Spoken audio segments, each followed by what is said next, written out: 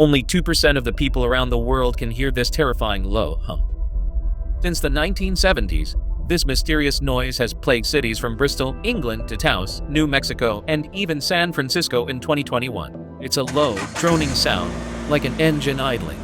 And it is not inside your head. Scientists still don't know its origin.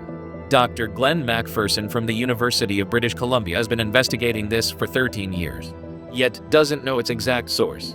Some say it comes from 8 million lightning strikes daily, electrifying the atmosphere and creating this hum. Others blame ocean waves rubbing against the seafloor, or even the shifting blocks of Earth's crust. In 2012, scientists recorded it from the Indian Ocean floor, proving it's not local, it's global. During a hum event, compasses spin wildly, the planet groans, and people everywhere describe the same haunting low rumble. Follow to uncover the world's most unsettling mysteries.